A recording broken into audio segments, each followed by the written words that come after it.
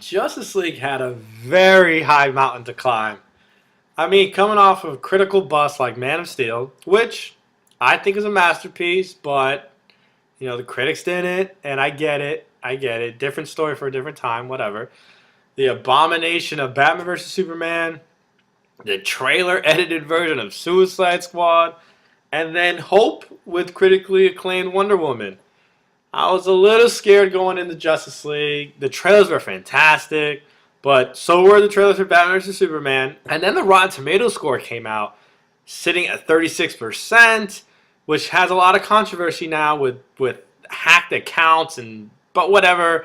I still went in with zero expectations, and man, what a relief! Oh my god, I was terrified.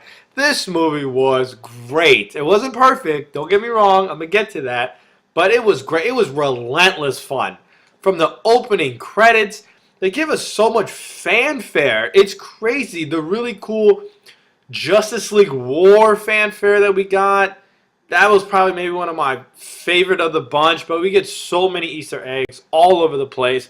You definitely can tell what Zack Snyder did, the director, and what Josh Whedon did when he stepped in to take over for Zack Snyder. Those parts are very evident. Not in all good ways and not in all bad ways, but you can tell which is which, and I'll get to that later. I mean, things that worked for me, the characters worked for me. I mean, I was scared that this was going to be a Batman and Friends movie instead of a Justice League movie, and I was super wrong. That is totally not what we get. This is hardcore a Justice League movie. All these characters, they all get their time to shine, and that was great. The Flash was just amazing. Everything he said, all of his lines hit, the things he was doing. He's so young. It's like he just became Flash. He knows what he can do, but on the saving the world type things, he doesn't understand. He doesn't get it. And I thought they did a great job at playing into that, and he's the comic relief, and that was awesome. I mean, everything he did just hit over and over and over again. His interactions with Cyborg, his interactions with Aquaman, those things were awesome. Speaking of Cyborg worked for me. I had zero problems with Cyborg's CGI, and I thought his role with the League worked and what they asked him to do. Aquaman. Between Aquaman and Flash, I don't know who stole the movie more between those two characters, but Aquaman just has that cool guy vibe.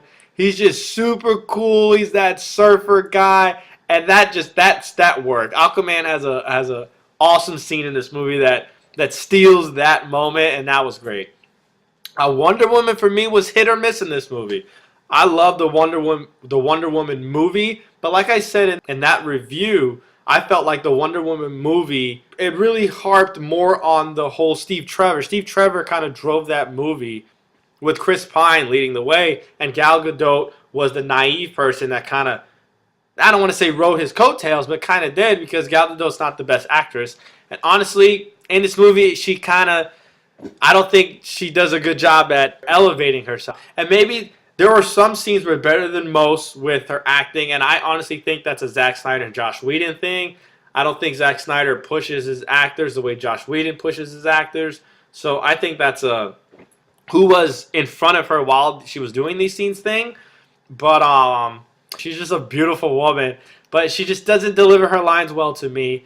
And they need to cut out all this slow motion Wonder Woman. Like, they don't do it with anybody else. I don't understand why they do it with her, but besides the slow motion, all of her action scenes work. She kicks ass in this movie, and it's great. And it just with Wonder Woman just comes down to the lines, and yeah. Batman is really weird for me. I mean, I felt kind of indifferent. Bruce Wayne worked for me in this movie. All his lines, all his scenes. One scene in specific with the League that he had me like, yo, did he really just say that? Like, all of Bruce Wayne's things work for me from beginning to end. Bruce Wayne. The Batman, though, other than the opening to the movie, he kind of doesn't really do it for me. I can't pinpoint what it is. I'm going to go see it again tomorrow, but I'm not really sure what it was about the Batman But maybe I'm tripping. I don't know, but it has nothing to do with BVS because they kind of ignored all of the things Batman was doing in BVS, which I love. Now, I shouldn't say the things that didn't work for me in this segment that's about to happen, but mostly things that are being criticized that I agree with. Like the story wasn't horrible. People are harping on the story, the story, the story. The story wasn't horrible. It's just very, very simple. It's a very simple story. There's nothing complicated about it. And I find that to be a good thing. They don't get crazy with it because of their track record or trying to do complicated ideologies and things like that. They didn't work. They made a simple story and it worked. They got things back on track with this one and they focused on the characters. I thought Steppenwolf was a good villain. Now you can make the argument that they kind of followed the Marvel way of things. They focused on the characters and didn't really give the villain that much time to be something. But this movie didn't need to be about Steppenwolf. Steppenwolf had one task. The League had real problems, real emotions. Just Steppenwolf had one task. Not building that character, I was thankful for because it would have been spending unnecessary time. He didn't really have to build that character. The scenes that Steppenwolf was in, he made a bang in those scenes, and I loved all the scenes Steppenwolf was in. And I thought his CGI was great. A little here and there, but nothing crazy, nothing to talk about. You know what I mean? The movie was very choppy at times. Not gonna lie. This was due to two directors, and I'm not sure if this was for the better or worse because you can't really say that unless you've seen another copy of it without Josh Whedon. So I don't know if it was better for worse, but this is the movie that they gave us, and if it was choppy in some scenes, it's probably for the best. So it is what it is, and it doesn't take me away from the movie. Now, I talked about all the characters, and I think you can piece together that this is a character-driven movie. But Superman, hands down. I said The Flash and Aquaman competed to see who stole the show more, but up here, hands down to Superman. Superman is the best part of this movie. They really listened, and they made this Superman what we've all wanted. Like, this is Superman. He has the best scene in this movie.